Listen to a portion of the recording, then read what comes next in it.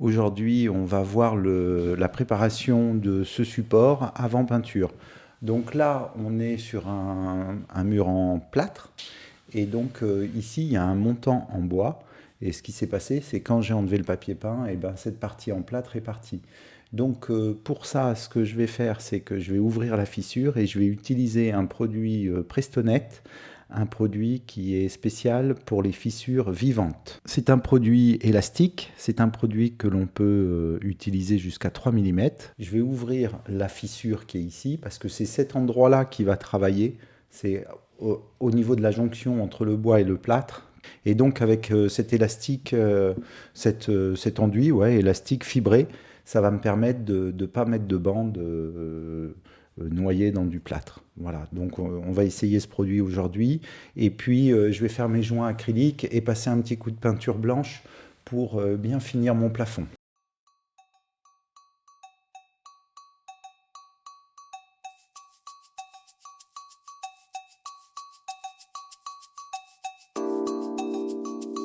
Alors comme tu vois, c'est un produit en pâte et déjà préparé, et on voit bien les fibres.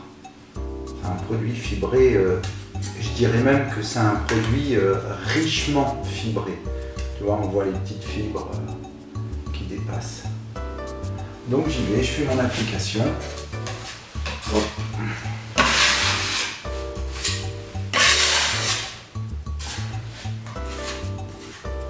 Je commence par la fissure.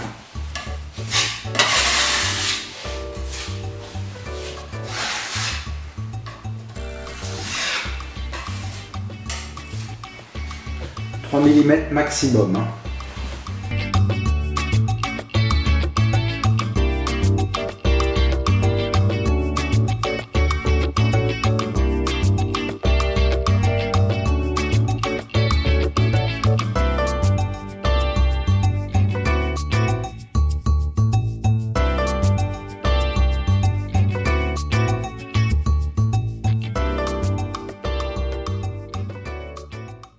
Ça y est, l'impression est sèche.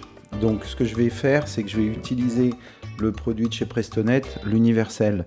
C'est un enduit de rebouchage et de lissage. C'est un enduit qui est résistant. Et donc je vais l'utiliser dans l'angle pour consolider un petit peu cet ensemble. Tu vois, c'est un enduit en pâte. Une fois qu'il sera sec, c'est un enduit qui est très dur.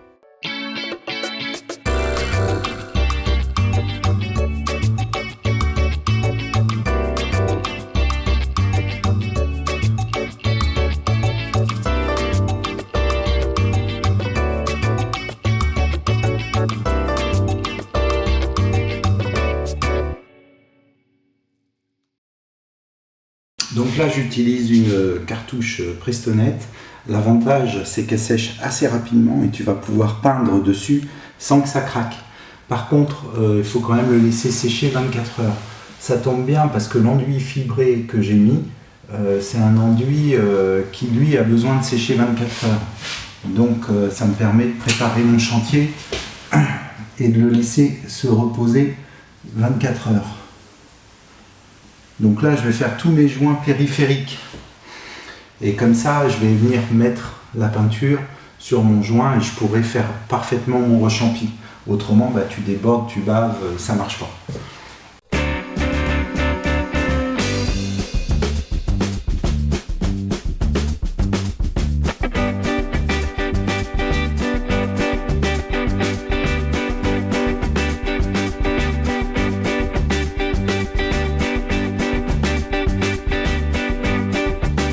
Si tu aimes mes vidéos, like, abonne-toi, c'est le petit logo qui est en bas à droite, et partage ces vidéos.